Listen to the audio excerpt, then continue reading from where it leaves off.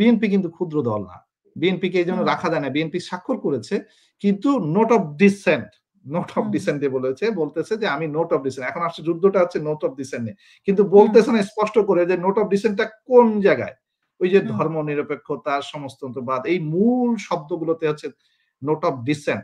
এইখানে কেন note of dissent, কার জন্য সমস্যা হচ্ছে, এই বক্তব্য ক্লিয়ার, এটা ইন্ডিয়ার সমস্যা হচ্ছে, বাংলাদেশের মানুষের সমস্যা না। এটা গতকালকে ওয়াকার সাহেব উনি একটা ঘোষণা দিয়েছেন যে ডিসেম্বরের মধ্যে ইলেকশন হওয়া দরকার, 90 দিনের মধ্যে। শব্দটা কেন নিয়ে আসতেছে, খেলাটা হচ্ছে ওনারা একটা ঘটনা যদি এর মধ্যে ঘটাইতে পারে, তখনও পর্যন্ত যদি এই রাষ্ট্রপতি থাকে, ওই রাষ্ট্রপতি দিয়ে শেখ হাসিনাকে এখনো দেখানো যাবে যে উনি প্রধানমন্ত্রী। আর আপনি যে সিন্ডিকেটের কথা বলছেন, সেই সিন্ডিকেটের মধ্যে আমরা যদি একটু মানে আপনার থেকে একটু মানে ক্লিয়ার শুনতে চাই যে সেখানে র আছে, এই মানে স্বরাষ্ট্র উপদেষ্টা বা স্বরাষ্ট্র উপদেষ্টার মতো রয়ের সাথে যারা সম্পর্কিত তাদের একটা ইয়ে আছে, এবং সেখানে একটি বড় দলের একটা অংশ আছে, এবং সেখানে জেনারেল ওয়াকারুজ্জামান আছেন, এরা মিলে মানে এই সিন্ডিকেটটা কি এত বড়? না, আপনাকে সিন্ডিকেটের মেকানিজমটা বলি, এটা কয়েকটা স্টেজ আছে। হ্যাঁ, সিন্ডিকেটটা হচ্ছে বেসিক্যালি আপনাদের জায়গা থেকে আসে, সেটা হচ্ছে সাংবাদিক থেকে আসে।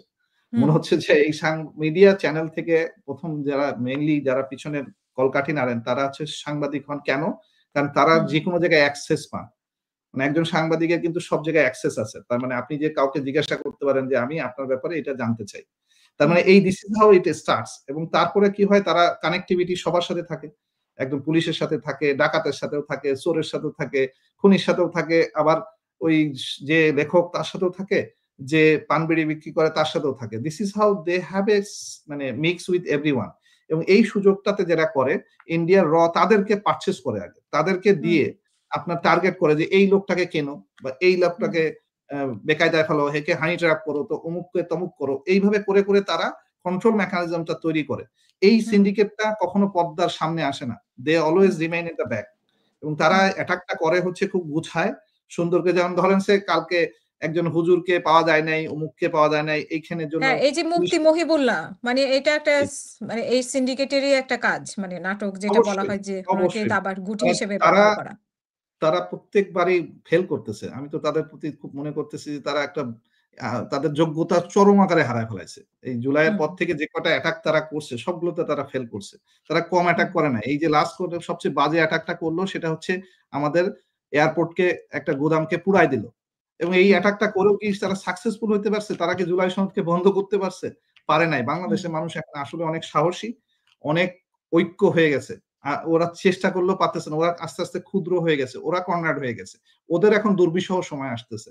This is actual the fact. এটা যদি আপনি বুঝতে চান, তাহলে আমি আপনাকে মানে ওদের মূল ব্যক্তি কিন্তু ওরা না, ওদের শক্তি হচ্ছে ইন্ডিয়া।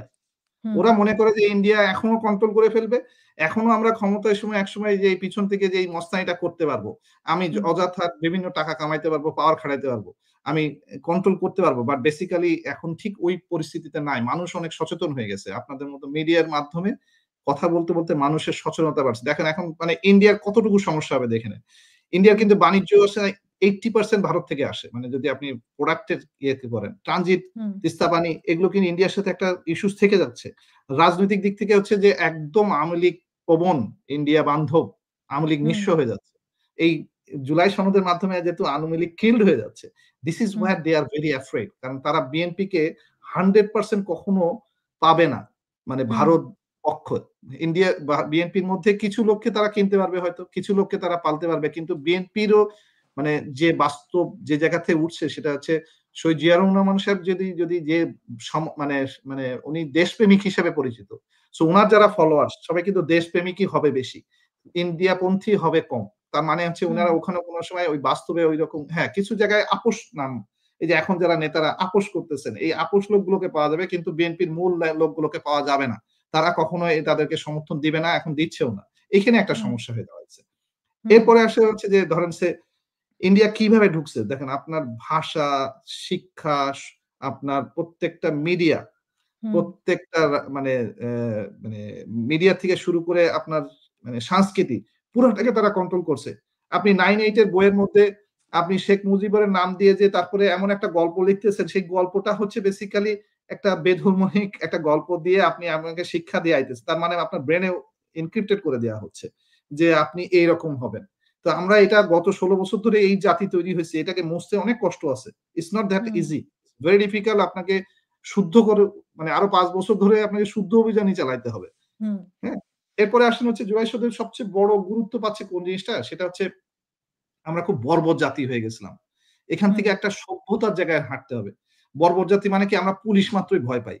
কেন? হুম, পুলিশ হচ্ছে গেলে পুলিশ আপনাকে উপকার আপনি দেখেন, আপনি যদি বিদেশে থাকেন, আপনি একটা পুলিশের কাছে গেলে আপনি কি আচরণ পান? হুম। আপনাকে আগে কফি খাওয়াবে, চা খাওয়াবে, বলবে, শুনবে। আপনার কাছে মানে মনে হয় আমার বন্ধুর মতো। সমাধানটা আমি পাবো। কিন্তু বাংলাদেশে এক্সাক্টলি। হয় এটার আপনি উল্টোটা। আপনি গেছেন। আগে আপনার জিজ্ঞেস মনে করেন যে আপনি কি করেন? কই থাকেন? আগে হিসাব নিবে যে আপনার কয় টাকা আছে। তারপরে আপনার হুম, আরো ৩ টা কেসে ফাঁসাবে। হুম, পারলে মানে এত বাজে উদাহরণ আছে যে এটা বর্বরের কোনো উদাহরণে বাকি নাই। র‍্যাবে কোনো কাউকে গুম করা হয়েছে, তার মিসেসকে যে তাকে মানে রেপ করা হয়েছে। মানে এত বাজে জিনিস তো কোনো জাতি কেউ দেখাইতে এবং পারবে না। টাকা আমরা চাওয়া সব হয়েছে। ব্ল্যাকমেইল হ্যাঁ, করে মানে টাকা নয় মেরে ফেলা মানুষকে হবে। পেটের মধ্যে সিমেন্ট ভরে দিয়ে যদি নদীর পানিতে ফেলে দেয়া হয়, হুম, এই বর্বরতাটা পৃথিবীর কোথাও কোনো উদাহরণ দেখাইতে পারবেন? পারবেন না। সো এই বর্বরত জায়গা থেকে একটা সভ্যতার পথের জন্য একটা নীতিগতভাবে একটা সিদ্ধান্ত দরকার, সেটা হচ্ছে গণভোট। সেটা হচ্ছে হুম, জুলাই সনদ। এই জিনিসটা আগে বুঝতে হবে। জুলাই সনদ রাজনৈতিক বক্তব্য না। এটা হচ্ছে জাতির শুদ্ধি অভিযান। এখান হুম, থেকে শুদ্ধ হইতে হবে। এরপর আছে যে দেখেন জুলাই সনদের স্টেপ গুলো খুব সুন্দর হয়েছে। সেটা হচ্ছে ২৫ দল কিন্তু স্বাক্ষর করেছে। সিপিবি হুম, বলেন, জাসদ বলেন, কারে নাই। তাহলে সিপিবি আর জাসদটা কারা? তারা কেন করে নাই? তাদেরকে যদি হুম, আপনি মার্ক করেন, তারা হচ্ছে ওই সেম সিন্ডিকেটের মদদপুষ্ট ক্ষুদ্র দল। তাদেরকে এ লাঠির উপর রাখা যায়। কিন্তু বিএনপি কিন্তু ক্ষুদ্র দল না। বিএনপি কিন্তু ক্ষুদ্র দল না। বিএনপিকে এইজন্য হুম, রাখা যায় না। বিএনপি স্বাক্ষর করেছে। কিন্তু note of dissent, note of hmm, dissent এ বলতেছে যে আমি নোট অফ ডিসেন্ট। এখন আসছে যুদ্ধটা হচ্ছে নোট অফ ডিসেন্ট নিয়ে। কিন্তু হুম, বলতেছে না স্পষ্ট করে যে নোট অফ ডিসেন্ট টা কোন জায়গায়?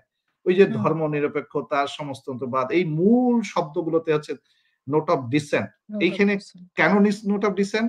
কার জন্য সমস্যা হচ্ছে? এই বক্তব্য ক্লিয়ার। এটা ইন্ডিয়ার সমস্যা হচ্ছে। বাংলাদেশের মানুষের সমস্যা না এটা। ঠিক হুম, আছে? এখন আসেন মানে এটার জন্য কি দাঁড়াইতেছে তাহলে হচ্ছে ৯০ দিনে আপনার ঠিকই নির্বাচন হবে। নির্বাচন আটকাবে না। তার আগে হুম, হচ্ছে গণভোট হবে। তাতে কি হবে? গণভোট হওয়ার সঙ্গে ওখানে আইনে বলে দেয়া থাকবে যে আপনি একটা সংস্কার কমিশন হবে এবং জনসচেতনতার জন্য আপনার সংবিধান যে চেঞ্জ হবে এটা রেজিস্টার্ড হয়ে যাবে। কিভাবে সে হুম, হবে সেটা আবার একটা আইনগত ভিত্তি আছে, সেটা বলা আছে। সেটা হয়তোবা ওই সংসদ যারা হবে, কিন্তু সংসদ হলেও ওই যে মূল শব্দগুলো আপনি আর চেঞ্জ করতে পারলেন না। That is hmm, how the July সনদের পিছনে ইন্ডিয়া লেগে গেছে। জোর হুম, ধরে লেগে গেছে। যাকে দিয়ে যেভাবে পারুক এটা বন্ধ করাইতে হবে। কারণ হচ্ছে হুম, তাদের এই যে বহু ৫০ বছরের যে সাধনা সেটা নষ্ট হতে যাচ্ছে।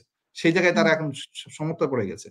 এখন আসেন মানে আ যদি আপনি সনদটা ভালো করে পড়েন, তাহলে আসলে কি হুম, বলা যায়? আসলে এটা হলো এইটাই হচ্ছে অরিজিনাল মুক্তিযুদ্ধ।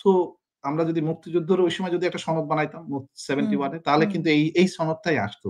হ্যাঁ, এই হুম, সনদটা কিন্তু ওই সময় হয় নাই। ওইখানে হচ্ছে সংবিধান। ওই যে নাম বলে দিলাম, সংবিধান কে বানাইছে? ইন্ডিয়ান লোক বানায় দিয়ে গেছে। হুম, আমাদের হুম, ৭২ এর সংবিধান কিন্তু আসলে ইন্ডিয়ান লোকের বানানো। Hmm, this is how the things are coming.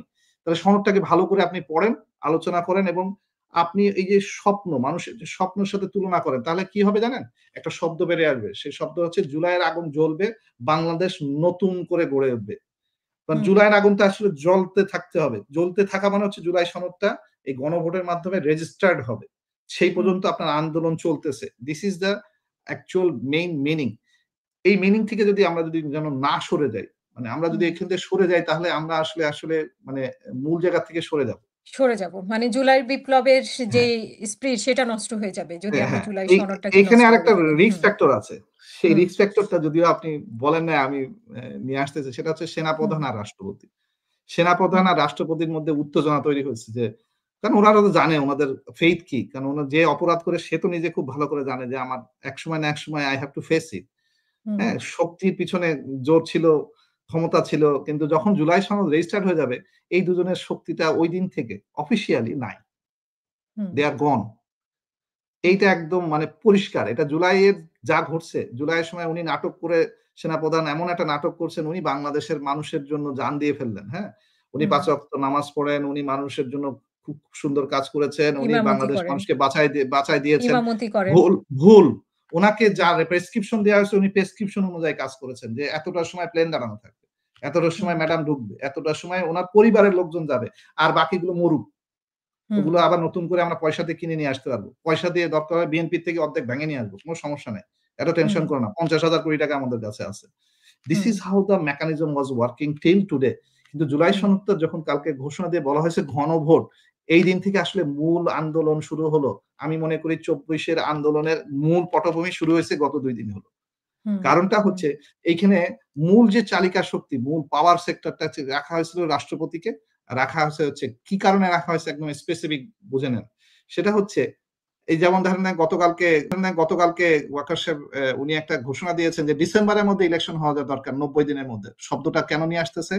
হুম, খেলাটা হচ্ছে উনারা একটা ঘটনা যদি এর মধ্যে ঘটাইতে পারে, তখনো পর্যন্ত যদি এই রাষ্ট্রপতি থাকে, ওই রাষ্ট্রপতি দিয়ে শেখ হাসিনাকে এখনো দেখানো যাবে যে উনি প্রধানমন্ত্রী।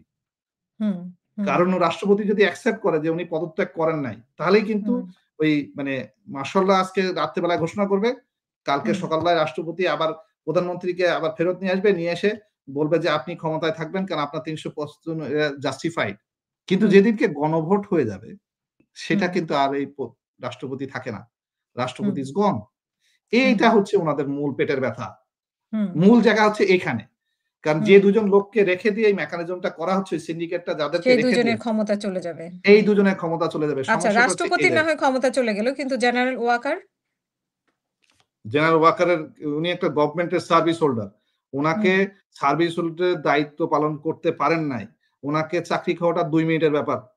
২ মিনিট। হুম, প্রধান উপদেষ্টার জন্য এটা ২ মিনিটের ব্যাপার। উনি কেন করতে পারতেছেন না? কারণ হচ্ছে উনি ব্যাকড বাই সামথিং সেটা হচ্ছে ইন্ডিয়া।